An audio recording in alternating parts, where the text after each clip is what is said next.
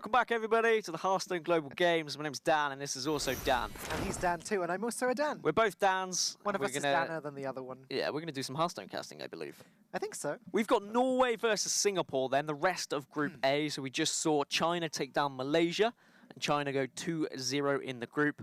But now we'll have a look at Group A and see what's left to play for Norway and Singapore. As I stated earlier, China can qualify if Norway win this game, because it'll put Norway to 1-1, Singapore to 0-2, and with the games remaining, it means that no one else can finish 2-1 except one other team. So but if Norway don't win, then China don't necessarily qualify? Well, yeah, there's a possibility of if Singapore win this game, then maybe China could fall into that bracket of a three-way tie. In the instance of a three-way tie, it's pretty likely they still go through on the third best place finisher anyway. Unless 5 groups all get three-way ties. Yeah. And then it gets messy. Then it gets messy. Hopefully it doesn't get into that situation. But China in a good spot, but Norway and Singapore still all to play for. Let's see who is playing on both of those rosters. Norway, an absolutely stacked roster. Zorktha, Hunter Race, Diggen, and Zyrez. And then Sequinox, Crumpled, Aaron, and Envy for Singapore. Both amazing sides. Of course, I'm going to be a little bit biased towards Norway. Right, Mr. Norway, you wait until we're casting Italy later or tomorrow. That'll be a good game. But yeah, no, Norway's looking fun. I've got some fun stuff to say about each of the players today, actually. I've got some personal stuff to say about them. Ooh. I spoke to Amanda, or Barbie, as she's also known. She's a pretty well-known Hearthstone admin in the community, and she just told me some fun personal stuff about the guys, which I think will be nice to share. But I'm gonna save them and say each one like before the individual's gonna play. Okay. Well, in the meanwhile, I'll just do my usual of telling fun facts about countries. So, Norway has the most ever medals in the Winter Olympics. Did you know that, Dan? Wow. Ever, yeah. Very sportsman-like. Pretty successful. True, then. Maybe Hearthstone will be at the Winter Olympics one day. Maybe. One day. One day. Anyway, let's have a look at the matchup and see what classes both of these countries are going to be bringing. Diggen and Crumpled will be the first match. Of course, it is a best-of-5, but all 9 classes are brought. If it goes to 2-2, we go to our ace match, and that's why we will see Sequinox play again and Zorktha play again. Now, I did speak to Zorktha earlier as well. Yep. They really want to make up for their loss against China last week. They feel like they made some rushed decisions. They played a little bit quickly and they weren't themselves, and they want to prove a point today. Plenty of time still to qualify. 1 loss isn't enough to kick anyone out. They've still got plenty of time to get 2 more wins, which should always be enough. If you can get 3 more wins, who knows? Now, Diggen. Okay, here's my fact about Diggen. Okay. He plays Hearthstone.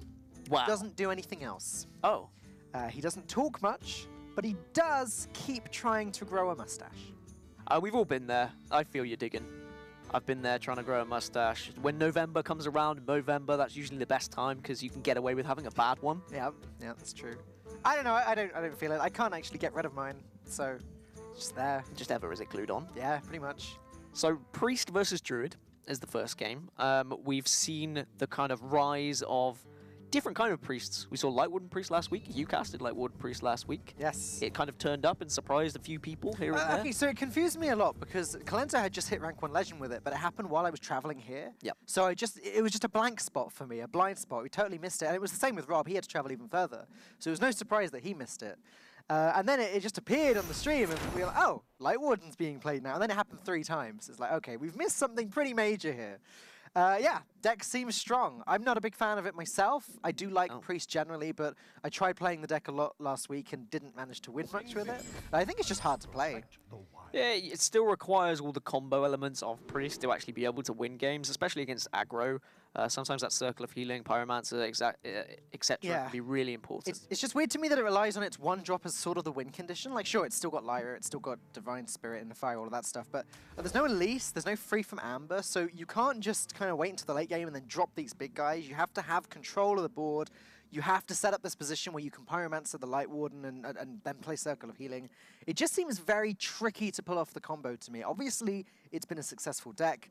It doesn't look like that's what this is, though. This is looking, first impression, like it's just a regular Control Priest. Yeah, Control Priest that we saw a little bit of back at DreamHack. I think it was only 1 Control Priest in the top 16. Of course, Zetalot was there as well, and he, of course, brings Priest to every tournament because he is just a Priest player. But it's nice to see that Priest is becoming pretty viable again, and This is an interesting matchup for it, though. It looks like it is Dragon Priest because of the Historian coming out there. It was a really weird Priest that you had at DreamHack as well. Like, it had Shadow Word Horror, and it was quite an anti-aggro thing, if my notes here are correct. But, no, Dragon Priest, personally, I've been saying for weeks I'm a big fan of Dragon Priest. I played it a lot about a month ago. It just seems like one of the most consistent decks to me. I know others have disagreed. I remember Tyler saying on his stream he believes that just regular Yogurt Control Priest without the Dragon cards is stronger. I like where Diggen's going here. I think he's going to have a good shot just based off of the start. The difference between Dragon Priest now in this matchup versus Dragon Priest before in Goro is that previously, Dragon Priest was a very tempo-based deck. It had the Wormrest Agent, the Twilight Whelp, the Twilight Guardian, etc. It was able to kind of get a really strong early curve and beat down its opponent. But now, it's not able to beat down the Jade Druid as fast. I still think it's slightly favored, though. Yeah, it's very 50-50. I mean, naturally, you'd say Jade Druid, like, it's just a control killer, right? Yeah. If Norway can get in a position where they build a board that can't be dealt with by Singapore, the Swipes can't get through it, the Drakes can't get through it, then yeah, sure. Norway should be able to get enough damage through before we see any real threat coming out from Singapore. And they're just having to nourish and have to look for more. We should probably see a Glimmer Root here as well, just to add a little bit more damage onto the board. Glimmer Root's just really strong in that respect. Like, he can put that down, he can draw a card with a Powered Shield, make it a 3/5, steal a card from his opponent's deck. We're at the point in the meta now where you always got Glimmer Root right? Right. I do, anyway. I don't know if I would Powered Shield, though, just because of the Pyromancer being on the board. I'd be a little bit worried just with swipes and stuffs. Choices are Aya, Celestial Dreamer, and Kuhn. I think Aya is pretty obvious when you're against a Jade Druid. And that's the mistake, actually, that a lot of people do make. It happens. Pro players have done it with the Curious Glimmer Root. Sometimes if you're on autopilot, you just think it's a Discover mechanic. I've seen it happen to a few people. I've been there. Not for a long time now. I know that Lorinda's been there as well. He's admitted as such. When you're getting used to the card, it's an easy mistake to make. But Diggen, he's going to have practiced this deck a lot. And he's not going to be on autopilot playing the Hearthstone Global Games. And even if he tried to go for something else, I imagine his 3 teammates would be screaming in his ear. I mean, I think the only times I've really seen it happen in real competitive Hearthstone play is when a Curious Glimmer Root is played at the end of the game when you're searching for lethal, and if you don't find that lethal, you are just dead. Right. So you pick the wrong card just in case the off chance that it is the right card because it would offer you lethal. You know they're not going to have it in their deck, but that sounds like just a in legitimate case. strategy. Yeah, just in case. Very unfortunate here for Diggen that the Draconid Operative is not proccable. There's no dragon in hand. Going to have to just curve out, make the strongest play he can without wasting a valuable resource. That's Harrison. Again, I said that I think the Priest can be favored, but that sort of does rely on getting the Operative on turn 5 and then into big thing on turn 6, etc. This is been a bit of a rough start for Norway. Diggen may opt to go for the Shadow Visions here, try and pull out Shadow Word. Oh no, sorry. The Jade Behemoth's been buffed up. Shadow Word Pain not going to do anything to it. No, it's not. That's exactly why Singapore did it. Perfect play around the 3 attack as usual, but Norway are going down the game plan of we want to put as much on the board and try and get through you as quick as possible. Naturally, last turn they could have played the Historian if they wanted to get a confirmed Dragon for the next turn, but I really like them taking the initiative and putting as much damage as possible. They could do the same this turn by putting Aya on the board if they really wanted, but now it's pretty tempting to use the Powered Shield and the Operative because of the Drake being drawn. Yeah, Aya trades so poorly into the Jade Behemoth, it's a shame. Arcanine Soul Priest, not a card that I've seen very often in Dragon Priest, but now I'm very excited to see the Shadow Visions. I expect there may be a Circle of Healing in this deck. That could be the reset that Norway needs later on. That being said, as Singapore more the control deck, Arcanine Circle might not actually end up doing that much for Diggen. He wants to actually get the tempo. He doesn't want to be the one resetting the board. Yeah, and eventually these Jades are just going to get too big as well. That's the problem. They're going to get out of the range of the Soul Priest being able to deal with them. Crumple doing a great job of just constantly developing minions that have 4 attack. What's the thing about Priest versus 4 attack minions? Yep, they do struggle, Dan. Pound in the jar. They do struggle. That's why we've not seen Fandral played, perhaps. And the fact that you want to get value off it, of course, as well. But you don't just want to stick any old 3 attack minion on the board. So let's see. Arcanine plus Ping doesn't actually do enough to get rid of this dragon. Gonna start with a Historian. Nosdormu, Draconid Operative at Malagos. Yeah. You take the operative just for the constant value game. It's putting enough of a threat onto the board, and you can keep searching as well. So Nourish is interesting because usually in this sort of position it'd be great to restock the hand and then keep putting more stuff down. But against the Jade Druid, like I said earlier, you need to get the tempo going. You need to keep developing bigger and bigger stuff. I don't think Diggen can afford to waste 5 mana to play the Nourish. He just can't. So Feral Rage makes a lot of sense. It's going to help him get past some of these awkward 4-attack minions, like the Gadgetzan Auctioneer in Crumpled's hand, which might be tempting this turn. No, I think Fandral Nourish is better this turn. Or that, to clear the board. I like clearing the board, or clearing the majority of the board anyway. And there's no real, like, decent answer for Diggen. That's what's been good for Crumpled, as you said. He's been putting enough of a threat that's just awkward for Diggen to deal with. And it doesn't really matter if Crumpled doesn't kill Diggen anytime soon. Because he's just going to pose more threats as the game goes on longer. He always wins the late game, even against Dragon Priest, which is sort of infamous for beating late game decks because they take all the resources from their opponent's deck and then continue to use them. Jade Druid's just not ever going to stop.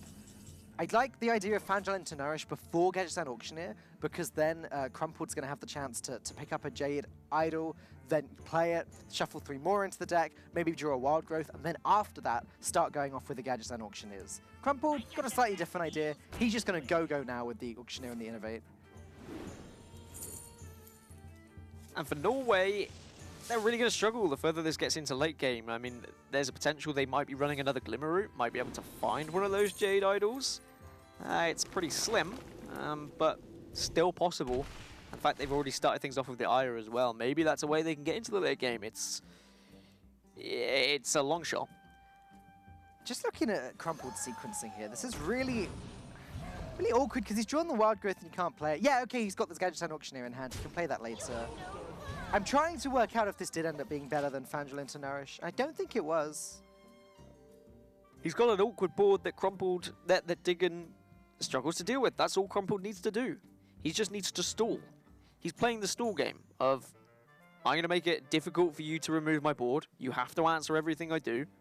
And then I'm just going to make bigger threats than you. Thing is, all Norway need is Dragonfire Potion. Or Arcanine Circle, as we can see. This is a board that would deal with. I fully expect this turn to start with the Shadow Visions.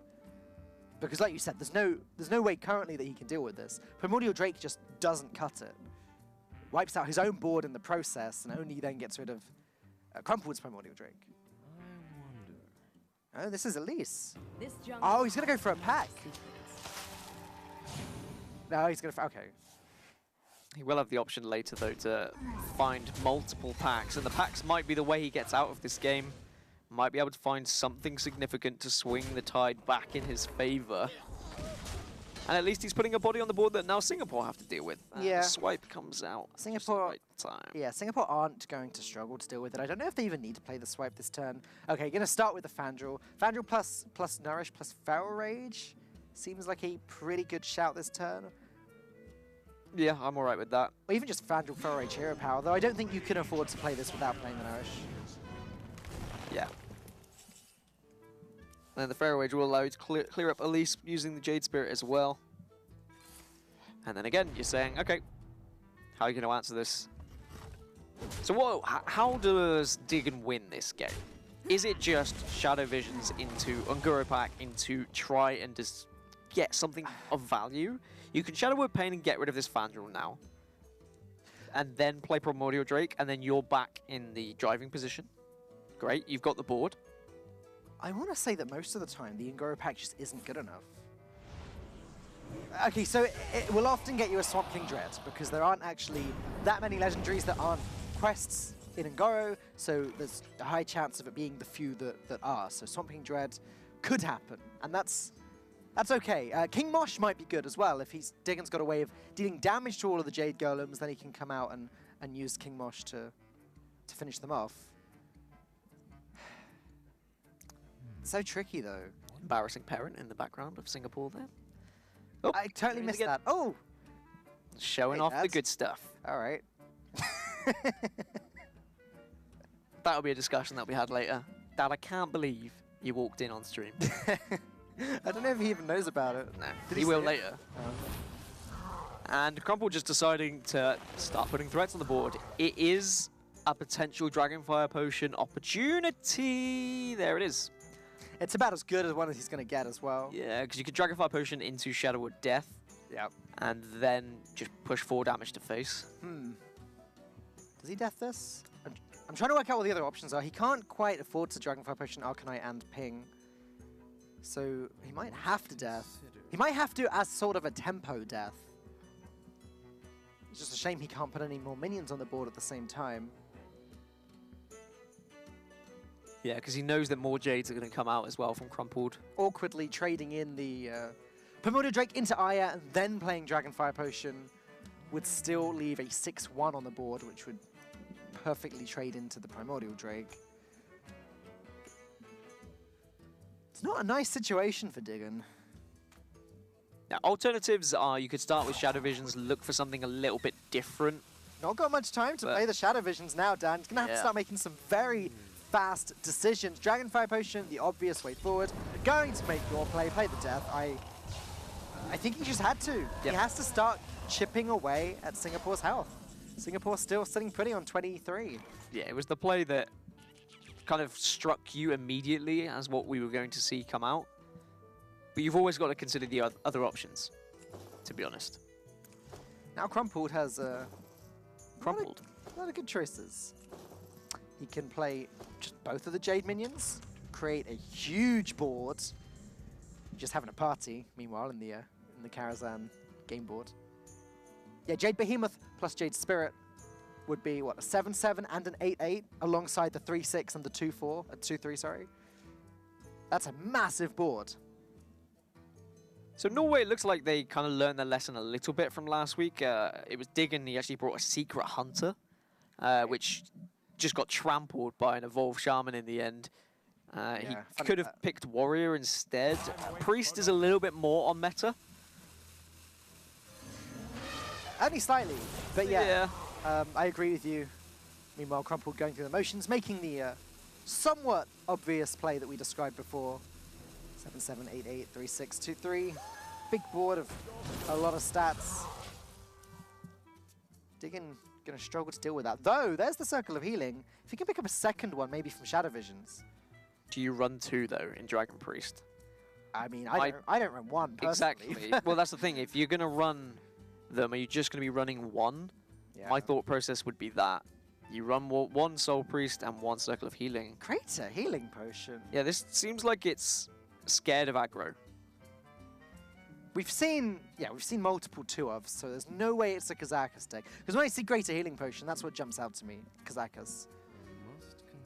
It just jumps out to me as I'm scared of aggro. Sure. What can he find from the Unguro pack that can actually get him back in this game, though? Let's be real. It needs to be something pretty drastic. Volcano does not do it. Let's have a look here. Yeah, nothing of any real value. 5 armor. That's nothing. Wait, what's this? Oh, okay, sure. 4 mana, 7-7. Sure, why not? Potentially, yeah. Something they can answer back these huge minions. But Diggin really just struggling to stay in this game now, and that's just not good enough, is it? Crumpled can start going off now. He's seen that Jade Idol as well. We've got the Auctioneer, we've got a Wild Growth, we've got a Jade Idol, as you said. I don't even know the order that you play these cards, though. Like, you can just trade away your board, so I guess there's no reason to play the Swipe or Wrath. Just Auctioneer, Jade Idol to shuffle, and then Wild Growth, I guess. Swipe first, you can make a trade with the 7-7. Okay. I guess you can save the excess mana for the Auctioneer. Yeah. It allows him to play a little bit more if he would like next turn. It means he can play the Wrath and the Jade Idol and the excess mana rather than only being able to play 2 of the 3. Or even Auctioneer, excess mana, Jade Idol, Jade Idol, Jade Idol, Jade Idol. So now for Diggin, Soul Priest into Circle of Healing, into Shadow Word Death, into Ping, can clear the board. Okay. Problem is, you're using up your last Shadow of Death there.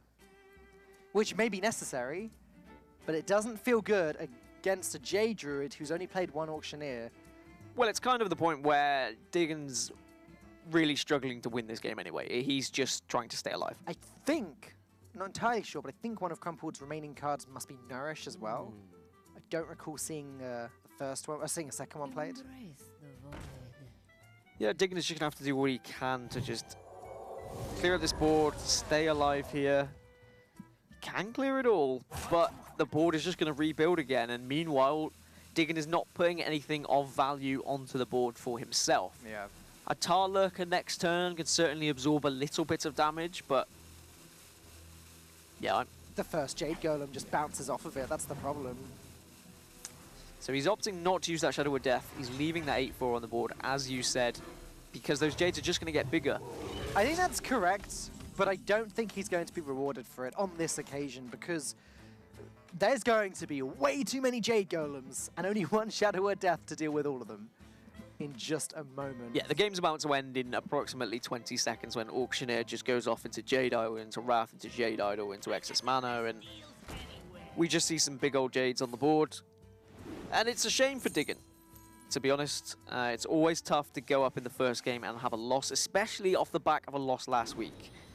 And yeah, they ended 1-3 last week, and yeah, they need to get this match win, or they're going to be in almost as bad a position as Hungary. Yeah, I mean, if Norway lose this game, they could still possibly qualify on a 3-way tie. If Malaysia had won and Norway had lost, then Norway would have had no way of finishing in the top 2. Wow. Could still qualify as third place finisher potentially, but they were hoping for China to win, so at least China did them a favor there.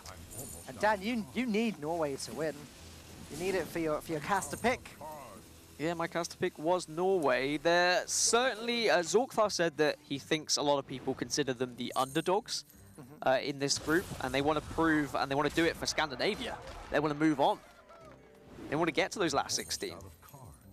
I think that's a fair statement as well. I mean, China, Malaysia, Singapore, it's a strong group. And these Norwegian players, they're pretty well known. I mean, Zerez in particular, he's got a good stream going on. A lot of people know his name. Diggen as well. All of these guys, as you said, they're a stacked lineup. But they're just not doing it at the moment. This is only the first game of the series, though. Let's not get too far ahead of ourselves. It's still early days yet. Diggen just going to have to try and, I think, graciously take this loss. And then reset. There is a second circle of healing. So he would have been hunting for that earlier. Yeah, second grow pack to look for somewhat of a miracle. Look at that. Swamp King Dread, as I predicted earlier. Plus Elise as well. That's a good pack. Yeah, Living Mana's not going to save you, though, at this point.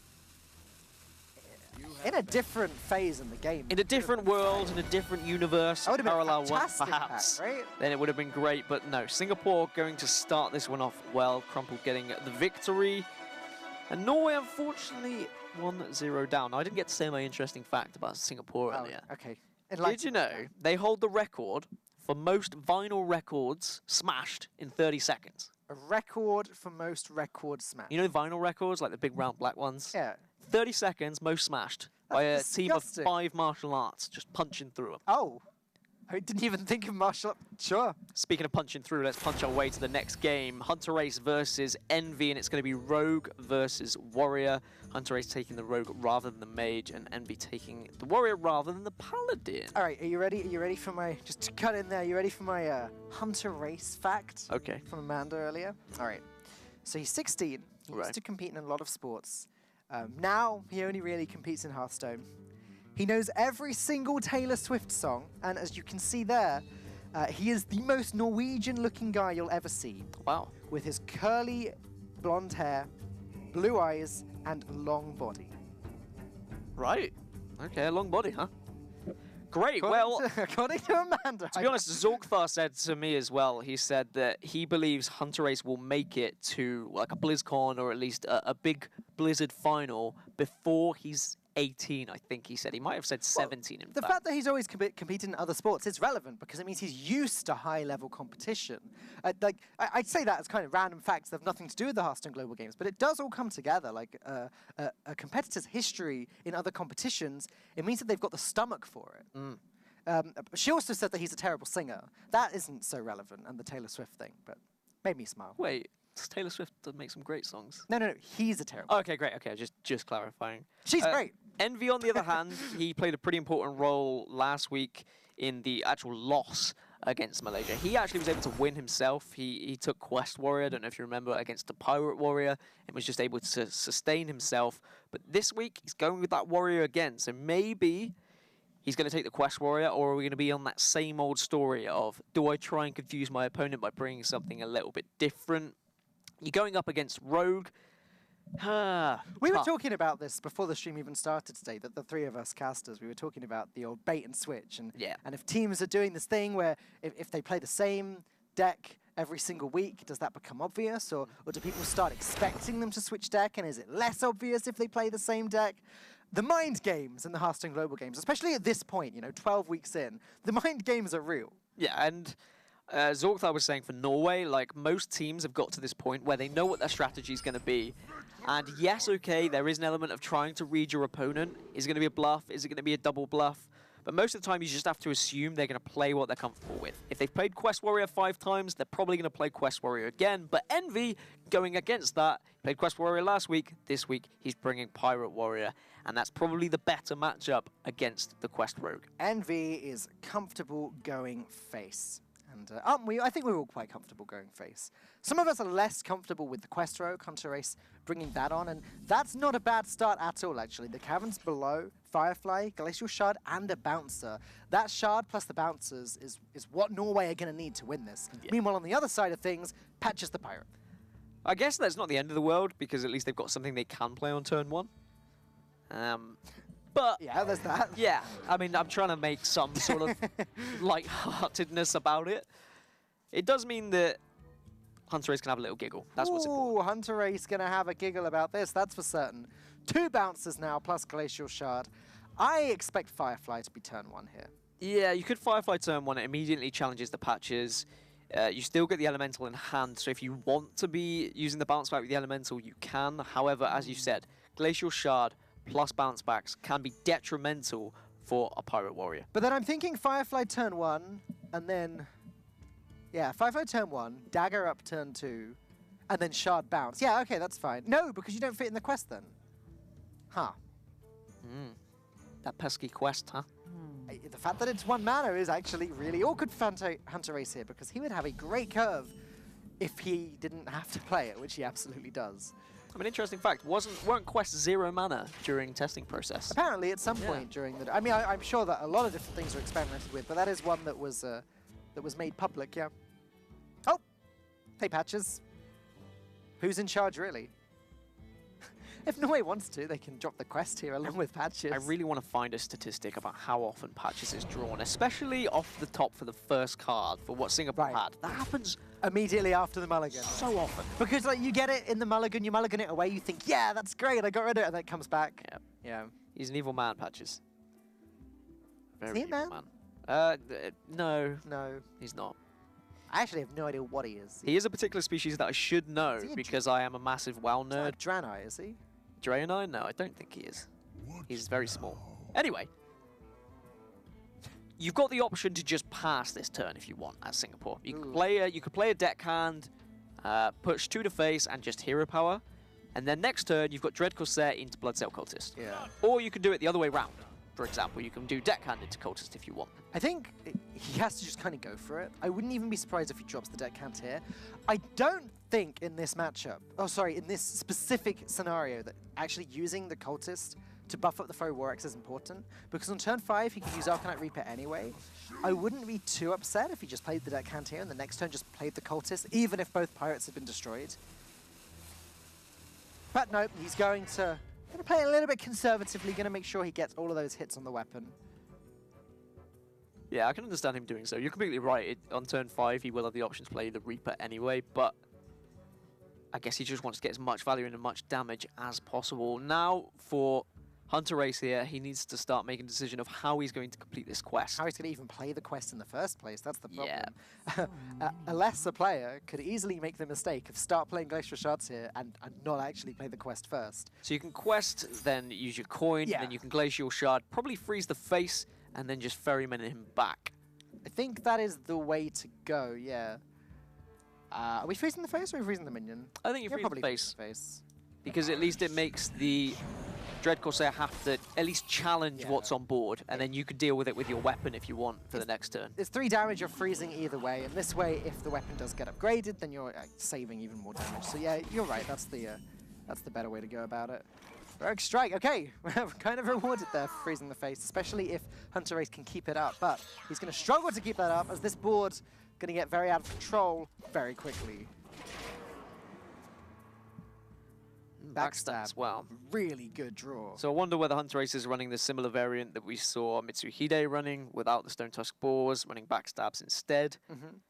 Backstab's made its way back in as a pretty permanent fix, I think, in Quest Rogue, because it was out, then it's in. A bit like Swashbuckler. Swashbuckler was out for a long time and seems to mostly be in the decks at the moment. So it does mean that you could Glacial Shard face again, ferryman it back, along with a backstab and patches, means you can deal with everything but the cultist. That seems really strong to me.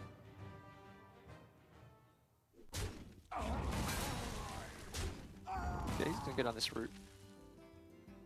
Yeah, Shard. I don't see why you wouldn't Shard and ferryman in this instance. Every time Hunter Ace freezes the face, he's actually saving so much health. Because it's one more turn that Fiery War Axe isn't going to get all of the damage out. It's one more turn before NV has to drop the Arcanite Reaper. It's one more turn that NV can't play the Heroic Strike. So every single one of these freezes is hugely relevant. It's why Glacial Shard as one card is so strong against the Pirate Warrior. Can also give a shout out to production for I've not been here since they've added the card counters really good, and the right? quest counters as well. It really actually enhances the broadcast, so I'm really happy with that. Yeah, me and Lorinda got very excited. They just thanked us. That's nice. Yeah, well, You're welcome. You got to give some love to the people from behind the scenes as well, because they make this broadcast equally as entertaining, if not more so. Yeah, we got quite excited 2 weeks ago when me and Lorinda were here and we discovered it. We were like pointing at the screen and smiling at each other. Damn, it's good. So the decision now for Singapore is me go face or me trade. Me go face. Usually that is the decision, but it's so awkward for Singapore in that they're just worried their face is going to be frozen over and over and over again. No bounce back though. He go face. That's the important factor. How scared are you of this damage from face that you may even consider playing just a Glacial Shard here? I don't like it. You do have another Glacial Shard You're in right hand. though. You're right though. They just might have to. Oh man, this is a really tough turn. The problem is he loses his win condition if he plays the Glacial Shard. Unless he draws another one. Yeah, 21 cards left in the deck though. I don't like those odds. I think he has to not play it. I think he has to just go wide with the Firefly and the Flame Elementals. I don't like it. But you're Don't right, like like it. it's how do you win the game? Like, just go as wide as possible. You trade both Ferrymans into the 6-3. Yeah.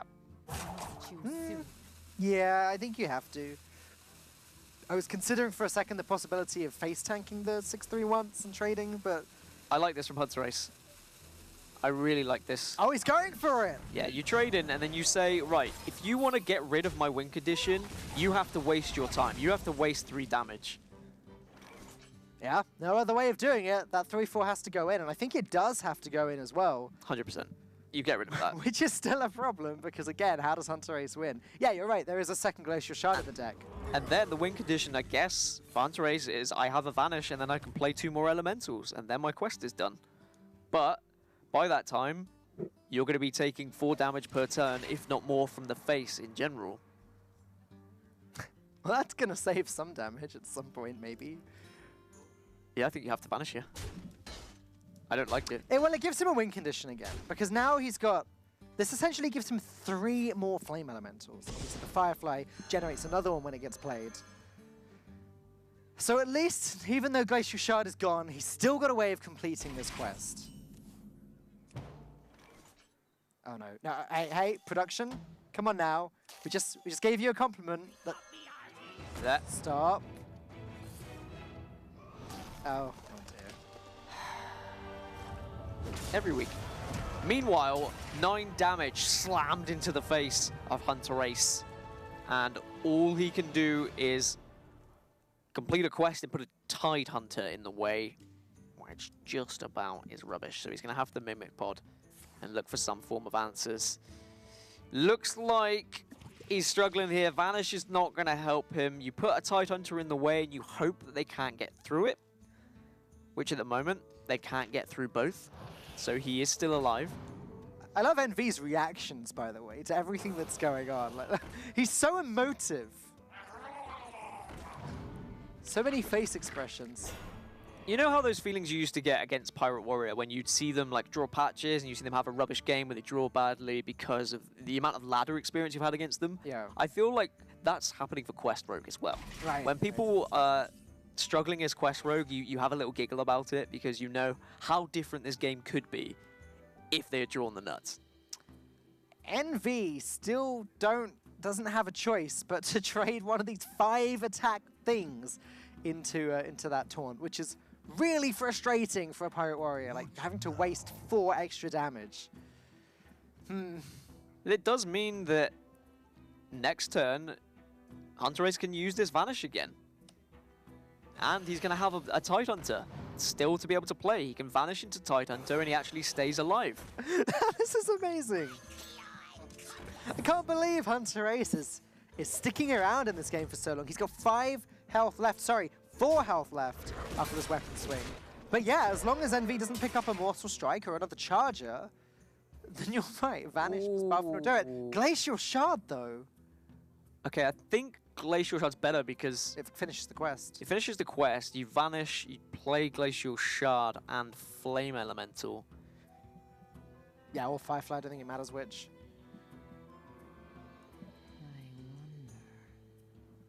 Do I prefer the Glacial? I think I do. I prefer it because it gives you... They both save you against the same thing. It right? saves you... I mean, Corcoran Elite would punish you if you don't freeze. I don't think there's any card that wins the game this way that doesn't win the game the other. Yeah, Corcoran Elite still would go through. And as you said, I think the setup is better for the following turn. Because next turn, Hunter Ace can activate the quest and then play the Biofin again. Wait, is there any reason not to vanish here? Oh, okay, just trade. Yeah, he can trade into just 3.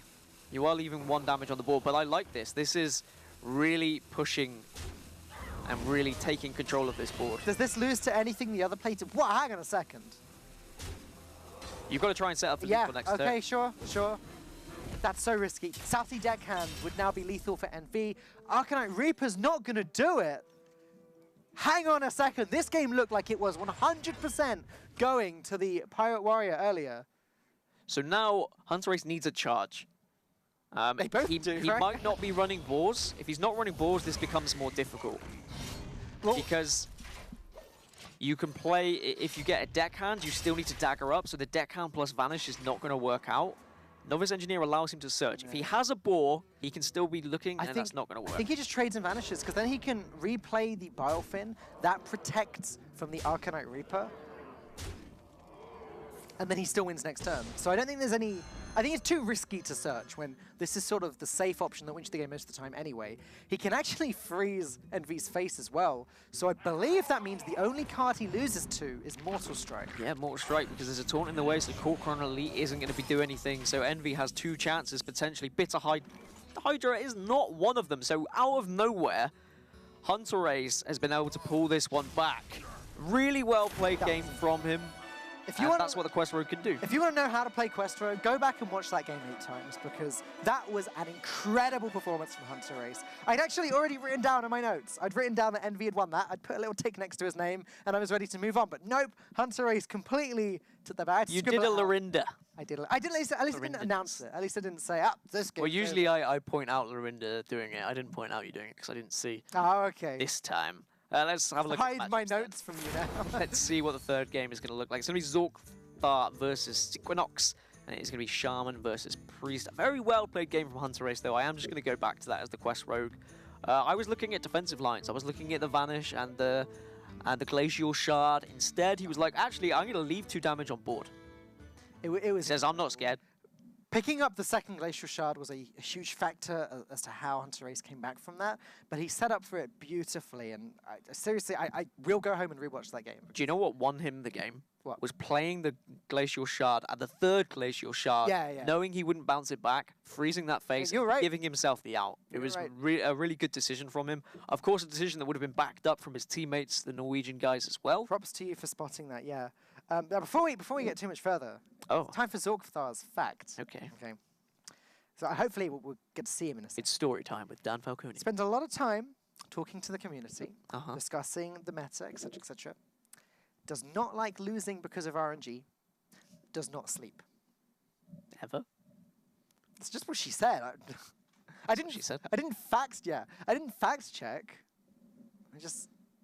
Interesting. Information. I've got another fact about Norway as well. While we're at it. Right. Because why not? If we're just going to be fact checking everything. No, we're not fact checking. That's the point. Okay. Well, I actually fact checked this one. This one's a real fact. Norway, or a Norwegian man, actually invented the cheese slicer in 1925. How convenient.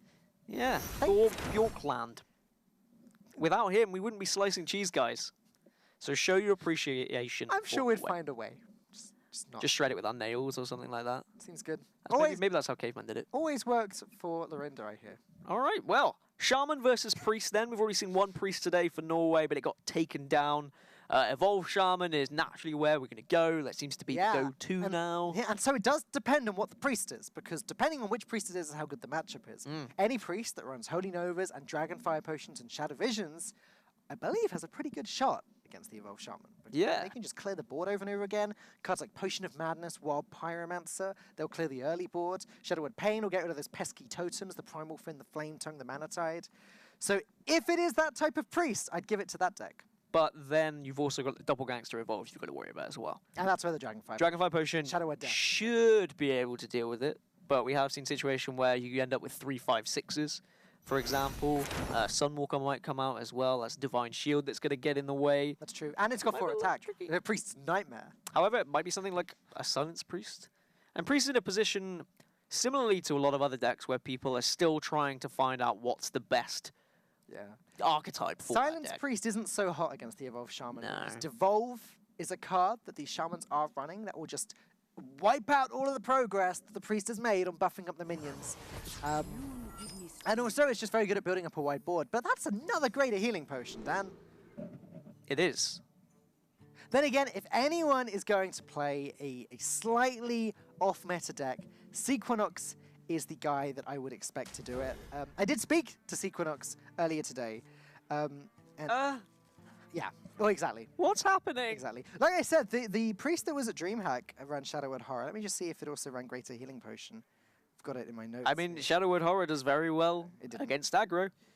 It didn't, so this is unique. And as I was just saying, if anyone's going to bring a different deck, it's going to be Sequinox. I know that he's done a lot of work to set up. Spoke to him earlier today, and he was saying that we, Team Singapore, we have a job to do. We have to win the next 2 games, and I have faith we're going to perform. Ever since the second week in Stage 1 of the Hearthstone Global Games, they've been using the same plan to prepare. I believe Sequinox himself does a lot of the work, comes up with the lineups, etc.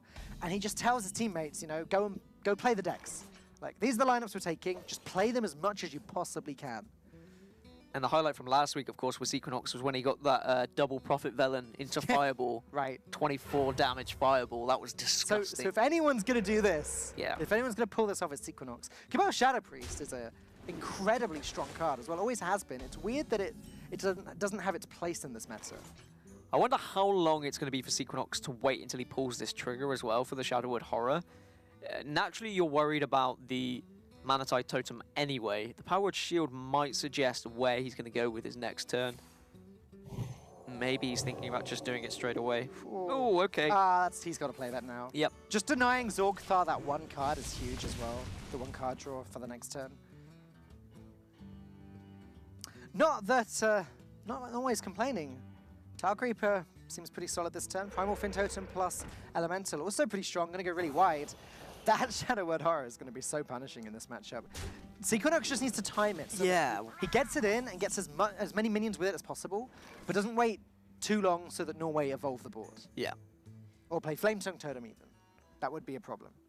It's tempting here. I mean, alternatively, Northshire Cleric into Powered Shield, see what you get. Probably just heal your face up. Then it begs the question of how are you going to deal with my Northshire Cleric with your current board without a Flametongue Totem? And then if he does play a Flametongue Totem, then it just plays into the hands of Shadowwood Horror. So I think I like that. You're not too concerned about this board immediately. I think I'm okay with playing a little bit of the patient game. Yeah, he doesn't lose yet, right? So I don't mind this at all. Draw cards, put a body on the board. Hopefully that absorbs a little bit of damage. Oh Two mind goodness control. gracious, what is happening today? So hang on, we're saying anti-aggro because there's the Shadowwood Horror and there's the Greater Healing Potion. There's 2 mind controls. 2! Now this is something that's interesting as well when we get these cross-region tournaments as well. There may be decks that are either popular or work well in the meta in the Asia region, for example. However, in Europe, they just may not be seen whatsoever. This is not... I'm going to put my heart on the line here and say this is not going to be a matchup that Norway are used to playing. Probably not one they've practiced against, no.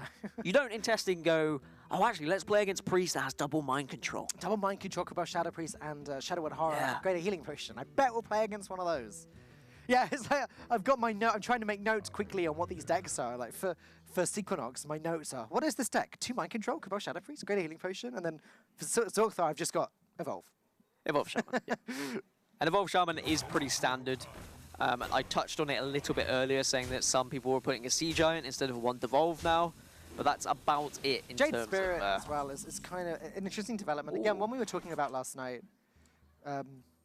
It just makes sense because you evolve the Jade Spirit and it turns into a 5-drop. Now, we did have a situation at DreamHack where I casted a whole game of what I thought was Evolve Shaman. It had Jades, it had the Jade package, but it didn't run Doppelgangster and it didn't run Evolve. Bloodlust is a hint, though.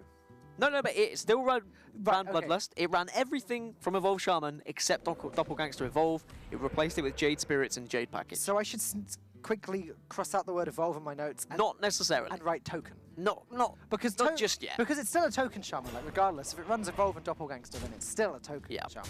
But we may have to start differentiating from the two. Yeah. If this is going to be something that's popular. I still think that Norway are most likely going to be bringing Evolve Shaman. Cabal Shadow Priest. There are like no core priest cards in this deck. What is going on? Is this the horror? Yeah, it's the horror. It's just so strong though. You wipe out the whole board. You don't kill the Tark Reaper. Yeah, it's stronger than a Holy Nova here. It's slightly less strong than Dragonfire Potion, but it also only costs 4 mana. So he's thinking about healing first just to get a card draw. Yeah. Yeah, because he's going to lose the Cleric from this. Dragonfire Potion as well. Okay. Zorkthar's face. There was just a really slow smile there. He's like, oh, well, okay, yeah, all right. Well, that's a thing. Just throw the expectations out of the window. This is such a greedy Steve the Guardian. priest deck. Oh boy. Such a greedy priest deck. When we were seeing the Shadowword Horror and the Greater Healing Potion, I thought, great, so he's targeted the Shaman and got it. But I don't think this deck is targeting Shaman. Not with Double Mind Control and Medieval. I need to interview Sequinox. I need to find out about this. It's driving me insane. And I like how patient he was with the Shadowwood Horror as well. I mean, we could talk about his patience from last week. Yes, okay, he had that double Velen play because of the Molten, but he waited at least a turn. He didn't actually use the burn damage with 1 Prophet Velen. Instead, he waited and risked a turn of it dying. And I really like certain patience from some players. And he's been rewarded with it again in this game. So how does Norway do this? Aya into Cabal Shadow Priest seems like a pretty straight trade. The problem is you want to get rid of the Northshire Cleric if possible. Yeah, that works. Patches clears up the Cabal Shadow Priest. Aya deals with the Cleric. Yeah, you don't want to kill off Aya, I think, because of... Yeah, you know it plays into Dragonfire Potion. And, oh, okay, the wombo combo. What, he could just steal Aya here, if he wants. He can, wait. Yeah, he can, oh my goodness. What is going on? I mean, this is pretty filthy. I saw that and I'm thinking wombo combo. Oh, but Shadow and Horror's already gone. And then, Yeah. oh my goodness. That's more notes to add. I mean, I actually want to get this deck list from Sequinox just so I can have a little bit of a further inspection and see what it looks like. I mean, I've written down every card which is uncommon. Yeah. And I think I've written down the whole deck list. Yeah, everything so far. And that steal of Aya is huge. Zorklar's trying to build a board big enough that he can get a Bloodlust off. But unfortunately, Dragonfire Potion is going to put a very quick halt to that plan. Yeah, Dragonfire Potion's perfect here. That Cabal Shadow Priest steal was pretty clutch because not only are you dealing with the board at hand, but you're obviously reducing all future Jades by 1/1, which is pretty important. Gonna go for Shadow Visions first. Second point size. Oh man, I'm done, Dad. I don't understand what Hearthstone is anymore. Shadow of Pain and Death are worth taking. Death, maybe if you're scared about more Jades coming because you know that they're going to be big enough now. So, however, this turn is literally just going to be a Dragonfire Potion. You can trade in first and then push 1 damage to face with the Cleric before you do so if you would like. But either way, your whole board is dying and you're just going to get the Jade out of Aya. maybe he has to take pain because he's got 10 mana next turn. So he'll probably be able to mind control anything big that Norway play because he's got 2 of them. So you take the pain in case Norway plays something small that you need to deal with, like a Manatide Totem or a Flame Tongue or Primal Tongue or something. So I like the pain pickup there. Dragonfire Potion has to come down here. I'm not entirely sure what Singapore's waiting for. He just loses to Bloodlust every time if he doesn't just play this. Yeah, he could push 1 damage to face here, though, if he would like. Okay, he missed 1 damage there. Yeah, okay. I guess that's what he was trying to work out. I mean, the rope came out. I mean, that 1 damage probably isn't going to matter in the grand scheme of things anyway. But now Zorklar just needs to try and build a board again. And unfortunately, a mind control, a double mind control, turn after turn, if there is a big threat from Norway. Do you think Zorklar's ever looking at this hand? Like, those 2 leftmost cards. I mean, Zorklar's probably in a point now where he's saying to his team, what on earth is in this deck? He knows there's no Kazakus because he's at least seen 2 Cabal Shadow Priest. He's seen 2 Northshire Cleric, Shields, etc.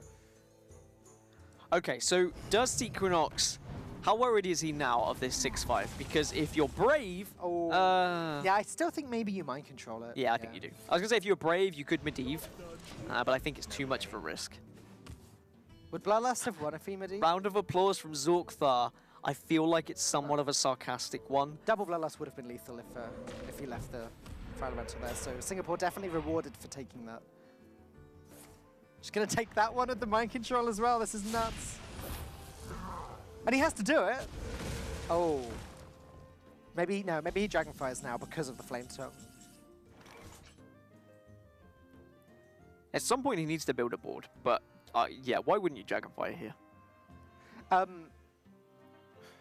You have a read that there's probably 1 Bloodlust in Norway's hand. Yeah, double Bloodlust is 14 damage if your mind controls the 5/5. So Zorkthar wouldn't actually have lethal. Dragonfire Potion just seems safer, better in every way though. Zorkthar does not look impressed. Oh man. I think this is the favorite game of Hearthstone I've ever watched.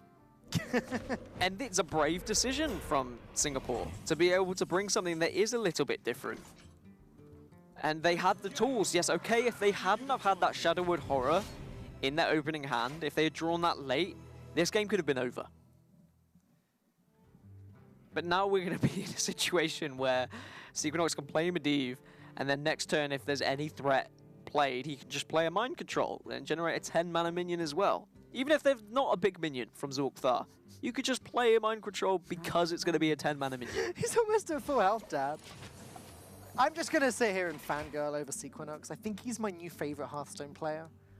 Devolve is not going to help either. I'm not going to do anything. Now, this is going to be a difficult loss to take for Norway and Zorkthar in general. They need to just go past it. Of course, they've not lost yet. However, it's looking gloom. It's pretty much doom and gloom at the moment. I hope they hang on just because I want to see more of this deck, honestly. Doomsayer, sure, why not? I'll write that down too. This jungle hides many secrets. Yeah, doesn't need to panic and use the Mind Control for any instance, and actually doesn't even bother about using Shadow Red Pain either. You're in such a comfortable spot. Master and Portal also not going to do anything whatsoever here. Zorkthar just... He looks like he's so done with this game. Oh things my just went from bad to worse. Yeah, okay, good choice. Good choice, Norway. And Sequinox with his double Mind Control, double Cabal Shadow Priest, double Point Source Potion, Medivh the Guardian, Greater Healing Potion, Doomsayer Priest takes the game. Look how happy he Oh, was as man. well. Man, that warms my heart. I mean, it hurts at the same time because Norway are my pick. Wow, what a game of Hearthstone. Not too late to change sides, Dan. That was a treat for everyone at home. Now we move on to game number 4 then, and Singapore do have a 2-1 lead. Zorkthar unfortunately can't crawl back in, but it is Singapore that got the victory rather than Zorkthar. But now we go on to game 4 is Zyrez take that away versus from- Aaron. Yeah, Don't you take that away from him. Don't give him production. any Come hope. on, guys. So Mage versus Paladin then, Dan.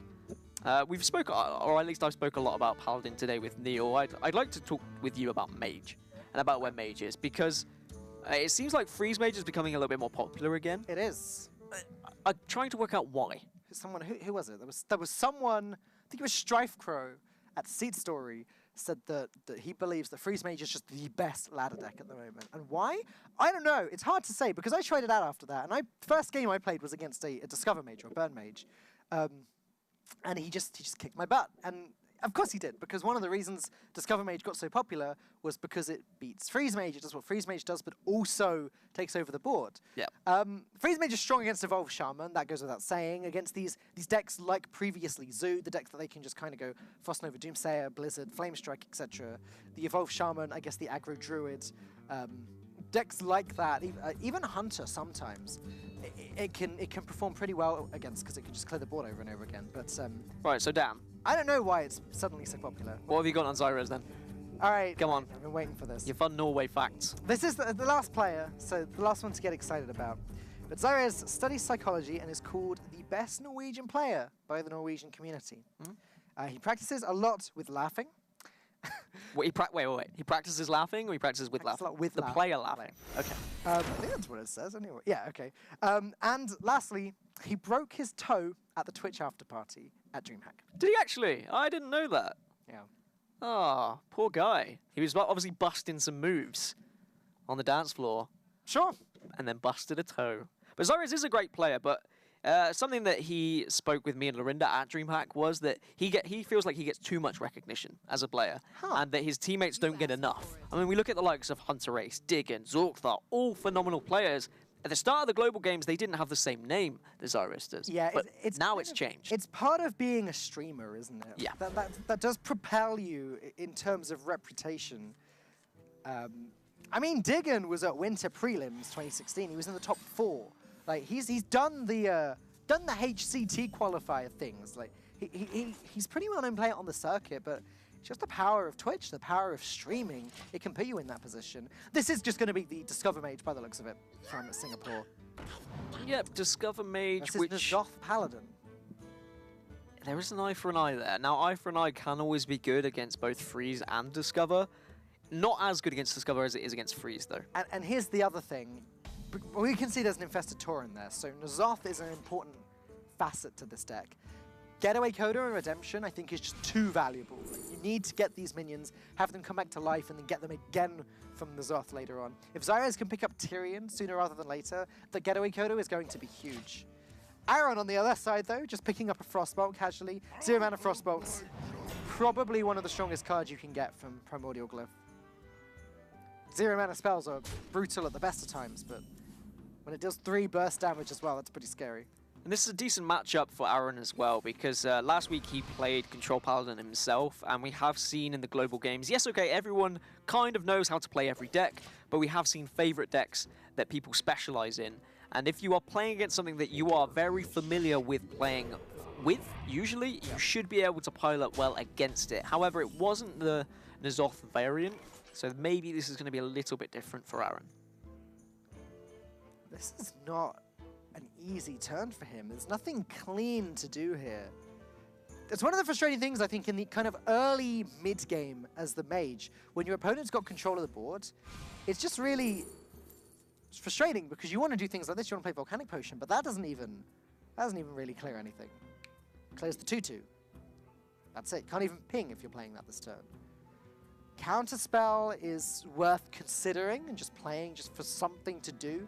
There's only 5 damage on the board, so maybe you're not afraid of dying to it too quickly. There are boxes appearing everywhere. Yeah, see, Aaron, he had all of his like kind of late game in his opening hand, really. I mean, look, Medivh, Pyroblast, Alexstrasza all sat there 3 cards waiting. on the left, yeah. exactly. I mean, of course, you want to see them at some point, but seeing them early is a little bit of a nuisance. Whoa, this feels like a bit of a waste, but I guess it's just mandatory. Gonna just ping the 1/4 and hope to get a decent Volcanic Potion next turn. Yeah, not using the Volcanic Motion, instead using his mana more efficiently that turn. I can appreciate that. Whilst Xyrez is just looking for even more value on the Stonehill Defender train that can keep a roll in if he wants it to. Yeah, you just take another Stonehill Defender here, right? Just keep everything going. Until you find something of significance, like a Tyrion. Yeah, Tyrion's what you really want. It's actually going to go with the Curator, which is surprising to me, but it's very valuable as it thins out the deck, and therefore will bring the Tyrion that's inevitably in the deck closer to the top. It also just works out pretty well with his curve as well, and it will add a Drake to his hand, which adds to his curve as well. It just makes this game look a little bit tidier for him. And he's saying, well, I've got a getaway Kodo, so if he kills the Stonehill Defender, I could just play another one. Pretty annoying for Singapore here that Aaron has no way of developing a secret, because we're going into turn 6 next turn, and Spike Steed is going to be like the card that Xyrez plays here. He's already hovering over it. Yeah, this is going to be an instant drop-off. If the mage has played any secret whatsoever, then you can't play it, because if that ends up being a Spellbender, then horrible, horrible things happen. But nope, Aaron not able to drop a secret this turn, so just wait and watch the Stonehill Defender riding Dinosaur. Yeah, and a Spellbender isn't particularly common in Discover Mage. Counterspell more common, but you can, of course, pick up Spellbender from like something like a Glyph, for example. But as you said, it's a bit awkward for Singapore, and Xyrez is starting to chip away now at the life total of Aaron. And Aaron may be forced to start freezing sooner rather than later. Alternatively, if he really wanted... no, I'm looking at alternatives. I can't find them, Dan. It's so frustrating, and one of the core things that's kind of gone wrong for Aaron here, you mentioned before, he's got all of his late game in his the left side of his hand, in his opening hand.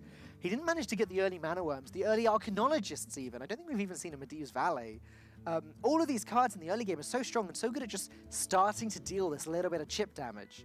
But Xyrez still has 30 health. He's the more control-y deck here, and he still has 30 health. It's possible for Aaron to win this if he can play the Alexstrasza later and then just burn Xyrez down quickly. But that's going to be really, really tricky for Aaron to pull off, especially if Xyrez manages to keep the board firmly grasped in his favor. There's the Tyrion. Hydrologist getting bounced back to the hand with Getaway Kodo was pretty good earlier as well, because it means he can just play it again, he can try and get another Getaway Kodo, try and get a redemption, whatever, just some way of multiplying this Tyrion. So Xyrez could overdraw Singapore here if he would like. I don't think you need to. It's certainly something that is there as an option. But I think Curator is just naturally where you're going to go. Yeah. Turn 7, Curator seems pretty strong. Yeah, it would be a case of giving your opponent 2 cards to mill 1 as well. If he hits something huge like like Alexstrasza, then it could just be a swing that ends the game. But we can see there's already Alexstrasza in Aaron's hand, and the chances of actually hitting Alexstrasza with a mill is so slim that it's not something you should rely on, I think, to win. So the Stampeding Kodo in the Paladin is something that we've seen been sacrificed, especially if we look back at Seat Story. Mitsuhide was actually running, instead of the Kodo, instead of the Peacekeeper, he was running a Blessing of Kings and another Rallying Blade instead. Just not valuing that kind of wombo combo. And now Aaron down to just 10 HP. He can freeze the board. That's about it. It really just looks to me like Xyrez has got this in the bag. He's getting there. That's for sure. It depends how comfortable Aaron is with this board being frozen. Oh, Antonidas could change things. Again, not necessarily a card you're expected to see in all Discover Mage. It appears from time to time. It's another taunt that gets in the way. Opting not to trade into anything because he doesn't want to allow any damage to push through from Norway either. Because if he had killed the Stonehill Defender, of course, they would have been a 2-6 there. Yeah. If Aaron was able to develop the Alexstrasza next turn, I think he'd have a really good chance.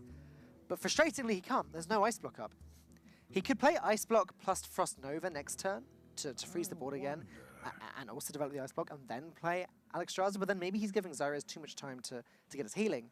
As we just get reminded by production what Archmage Antonidas does. When it's played, every single spell cast will generate a fireball. I'm sure most of you back home know this card very, very well. I would like to think so.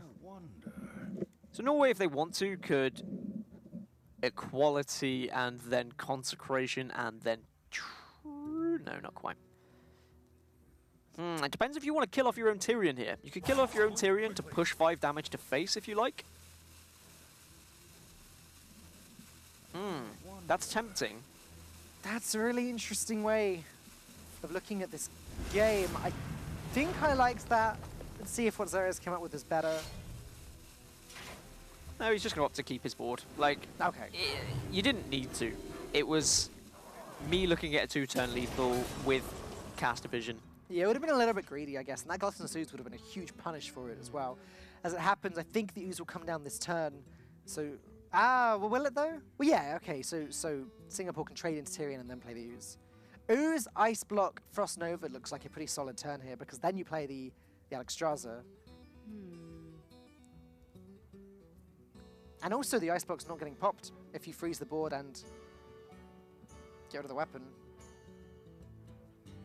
Yeah, there's no way that you can think of that they can deal another 4 damage. They've already used 1 Consecration. Obviously, alternatively, Singapore could wait with the Frost Nova. Quite greedy. He could wait with the Frost Nova and then play it with Antonidas next turn. Try and get that to stick. Though, I don't know if you realistically ever expect Antonidas to stick for more than 1 turn against a Paladin who hasn't played in Equality yet. They go with the Flame Strike instead. Oh, that's so risky. It's a little bit risky. You're leaving yourself open. So actually, Zyrez can put him down to just 1 HP. And then probably develop an Eye for an Eye as well. Potentially, yeah. If you Hydrologist first, maybe, in this situation. You've also got to be worried about how much damage is going to come into your own face. He's also... Singapore's got to be worried about this Anaconda. If it pulls out Alexstrasza, this game could just be over. I mean, thankfully, he's on 24. So Pyroblast plus what's on the board already would actually only be 23 if you use the Atish first. So it doesn't mean there would be any tie factor either if you do get an Eye for an Eye from the Hydrologist. Okay, look, Equality Consecration, it pulls out Alexstrasza, then you play Hydrologist and Eye for an Eye. There's no way Zyrez loses then. If you get Eye for an Eye. Yeah, of course, but it's pretty high chance.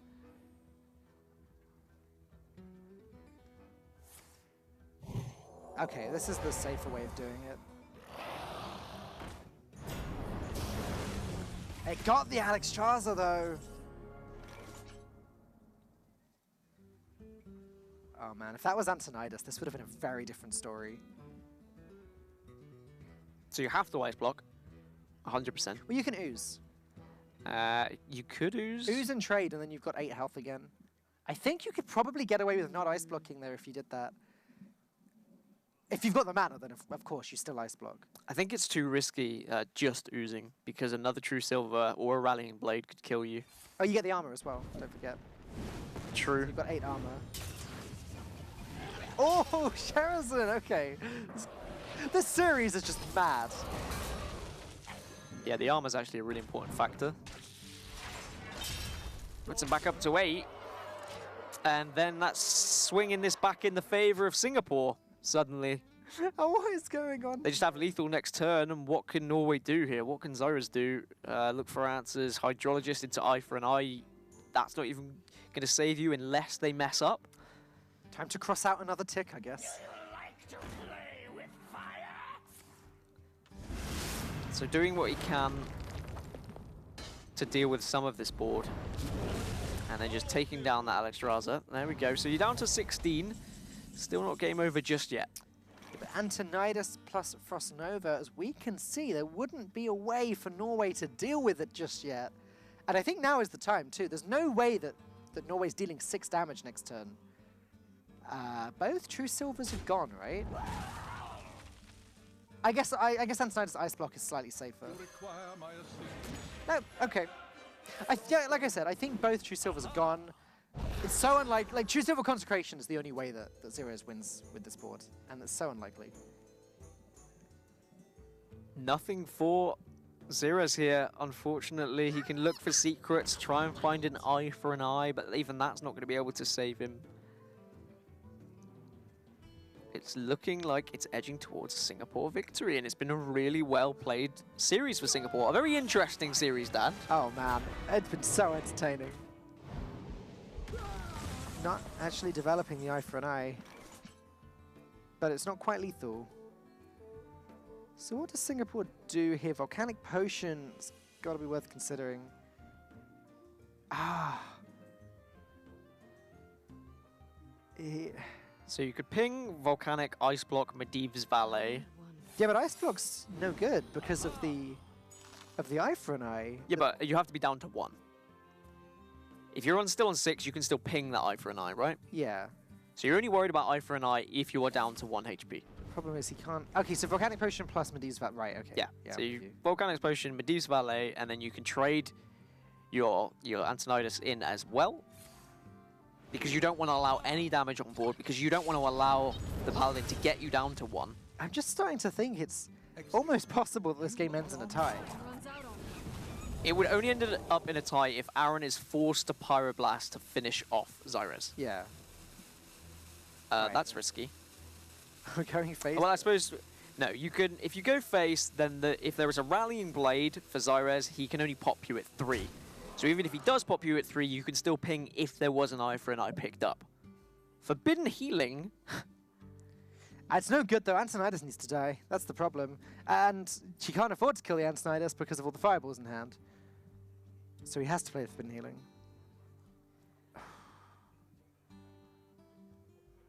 It buys him a turn, right? Yeah, he's still alive. It buys him 1 turn. He needs to somehow find 5 damage in that 1 turn. I mean, no, he can go face with the Idle Peacekeeper now. So then he needs to find 2 damage in that 1 turn. Consecration. So Already used both cons. Yeah, of course he has. Of course he has. When you can trade off 1, use Doomsayer and Forbidden Healing. So that means that the Doomsayer is what you think is going to eat at least 1 fireball plus a ping. So then you're only going to be taking, what, 11 to face from Antonidas. Move quickly. Generating those fireballs. Zara's just doing what he can, putting him down. And is he asking the question of an eye for an eye now? It would be a risk. If he gets another eye for an eye, no. I don't... Yeah, I guess another eye for an eye would have been pretty helpful. Unfortunately, forced to play this one now. That means if Medivh's Valet hits face or Ping hits the face first, it's not gonna be enough.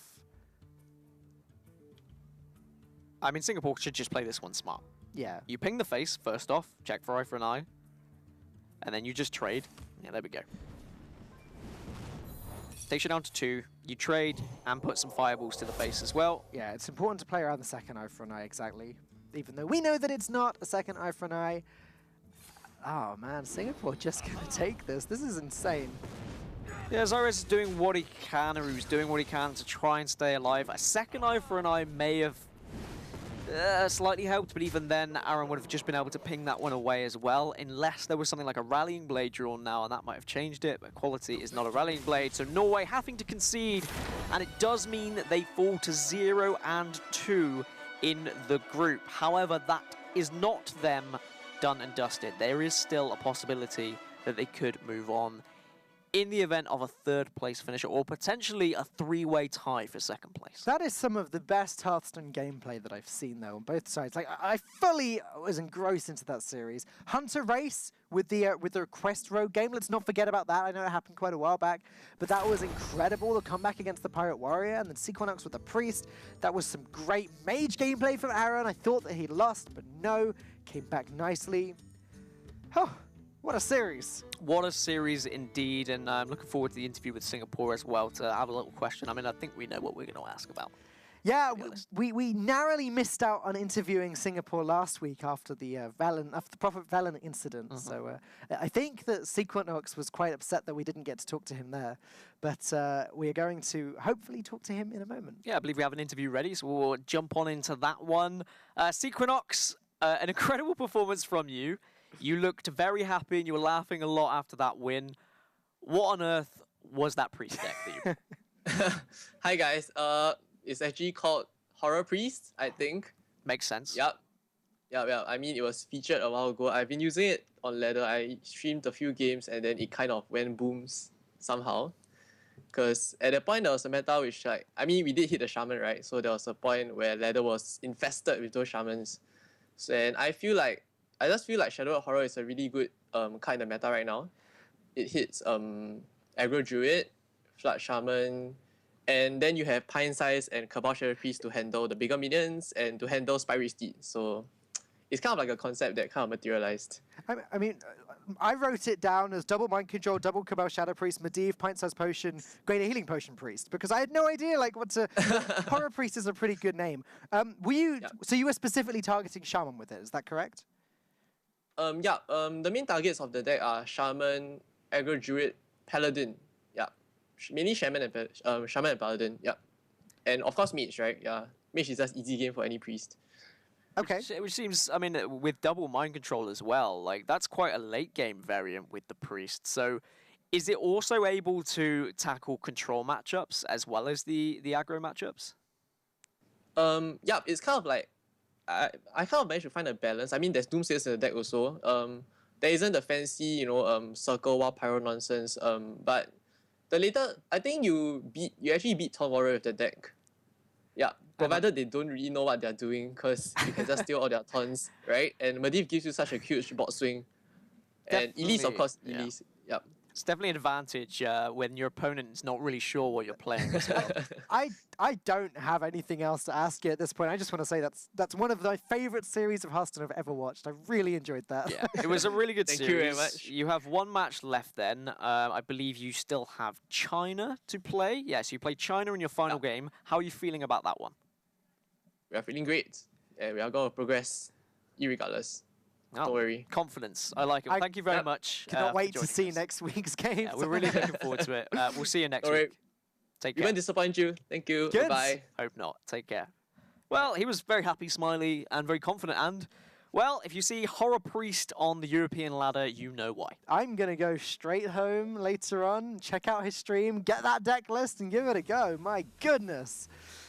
Right, well, back before that stuff happened, let's take a look at the first game where the Jade Druid did what Jade Druid often does and just overcame the control powers and wasn't quite able to get the N'Zoth stuff, the Tyrion stuff down, wasn't able to do its thing. So I'm wondering with that, with the Horror Priest, if it hadn't have got the Shadowwood Horror early on, would it have been able to be as successful against that Shaman is really where my thought process is. I mean, with any deck, you still have to draw the right combos and the right cards, but... And what surprised me is that he said he doesn't want any of that nonsense, the Pyromancer, the Secular Healing, any of that nonsense. Dragonfire Potion, obviously another card that's very, very strong against the Priest. But I don't know, sorry, I called the Diggins Priest a Paladin a moment ago. That was wrong. I was still thinking about the Priest is on everyone's mind. It's all I can think about. And here it is, in action. Shadowwood Pain dealing with the Manatide Totem. Do you know what the funniest thing about this game was? We went from the start of the game where Zorklar was laughing about it, to then sarcastic claps. Yeah. Well done to you for bringing something a bit silly. It was when the Shadowwood Horror happened and there was just a little smirk. But then when this happened, just, oh man. Yeah, that was the killer, really, and being able to have those Dragonfire potions just to clean up the board. So to answer your question, I think it's quite likely that they do get the horror. I'm assuming that Synchronox runs 2. I don't think he confirmed that, but I'm He pretty did. sure. Yeah, he we did. saw it in the when he was searching as well. Ah, okay. But like, so you got 2 of them. You got Shadow Visions, which can get you a 3rd and 4th if you get those in the opening hand. If you do whiff and you don't get the Shadow and Horrors, you can fall back on Dragonfire Potion later on. Chances of you at least getting one of these cards is pretty high. So I definitely want to try that out. And then there was this Mage game, which again, I thought that the wrong deck had won too soon. This happened. The Anaconda brought out Alexstrasza, which I thought was a disaster. But no, the Gluttonous Ooze was able to carry Aaron back to good health and just take this game away. Oh, it was incredible. Absolutely incredible game. Incredible series, one that I'll definitely be noting in my history books of good series to watch back, and just enjoyable ones as well. But what a group this is turning out to be. Group A, an absolutely fantastic group. Norway were considered the underdogs, and at the moment they are 0-2. Let's have a look at how the standings are at the moment. I can run you through some of the implications. So Norway are not out. I want to stress that, and I can't stress that enough. There is a situation where Norway, Malaysia, and Singapore can all finish 1-2. Then it comes down to tiebreakers. China could go 3-0 if they beat Singapore, and then Norway can still beat Malaysia. So still hope for the Norwegians. They were my pick, so I'm still going to be holding on to that. Yeah, they've each only played 2 games. Obviously, each have to play another one after that. So, yeah, you're right. It's nothing set in stone yet. The 3-way ties, they are going to give us a massive headache if we have to work out those tiebreakers, I've got to tell you that. And Norway will be hoping for that 3-way tie, but that's Group A done for the day. Next up, we have Belgium versus Israel, so don't go anywhere. We'll be back very shortly.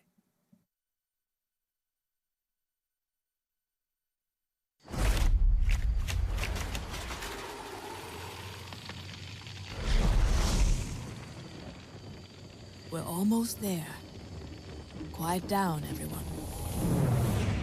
This is not like any of our previous expeditions. This will be far more ambitious. We're stepping into a land of primordial wonder. Infused with astonishing elemental energies. The plant life here holds very unusual properties.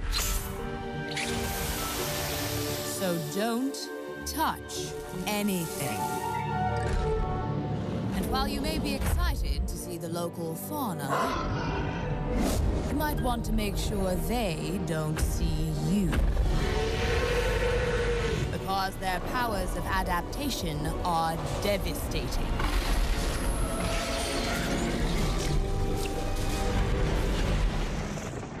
Make no mistake, we will be tested at every turn. But if we stay on our guard, we might just survive. Now then, are you ready? Then let's journey into Ongoro Crater.